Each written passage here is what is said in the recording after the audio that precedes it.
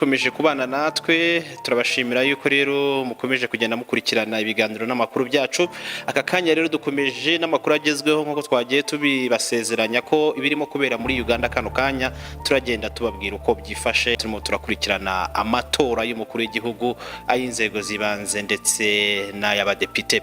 Aka kanya rero hari amakuru mashya asohotse ajyanye no kuba habayeho no kwigiza inyuma igihe baraza kubarira amajwi. Ku murongo wa telefone turi kumwe na Mutesi Scovia.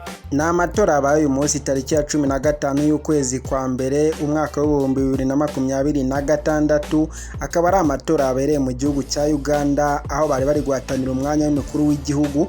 Bikaba bivugwa yuko amatora yarangiye uyu munsi, ariko hakaba hasohotse andi makuru mashya avuga yuko umwanya cyangwa se amasaha yo kubara amajwi bayigije inyuma. Ngira ngo wenda nkuko twakomeje kubivuga kuva mu tugenda dukomeza kubwira abantu ko birimo kugenda bikurikirana muri Uganda, kandi dushimira abadukurikiye baba bari kuri televiziyo ndetse na online. Ariko bura dushimira abafatanyabikorwa bacu badutera inkunga umunsi ku wundi mu bikorwa twamamaza kugira ngo tubashe kugera hirya no hino. Ariko igihari cya mbere nuko perezida wa komisiyo y'amatora mu kanya gashize amaze gutanga itangazo cyangwa aganira n'abanyamakuru bari kuri komisiyo ko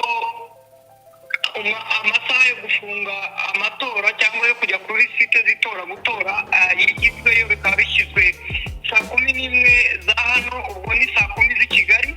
Ntago haramenyekana watsinze undi cyangwa se warushije undi amajwi, kubera ko biri kuvugwa ko amasaha bayigije inyuma yo gutora. Icyo dutegereje ni ukugira ngo turebe ninde warushije undi amajwi, cyangwa se ninde watsinze undi, cyangwa se muri rusange mu yandi magambo ninde watsindiye umwanya w'umukuru w'igihugu. Mu gihe byari biteganyijwe ko gutora biza gusoza saa 10, mu by'ukuri minota imaze kuba 18 irenze kuri saa 10 za Uganda, twakabaye turimo kubabwira uko abakandida barutana mu majwi kubera ko bari kuba bamaze gusoza gutora.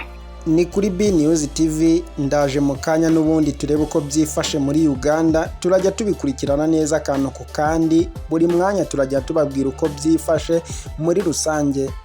Ibuka gukora subscribe, dukomeze tubane neza 5 kuri 5, ndetse dukomeze twubaka umuryango mugari wa B News TV. Ciao ciao.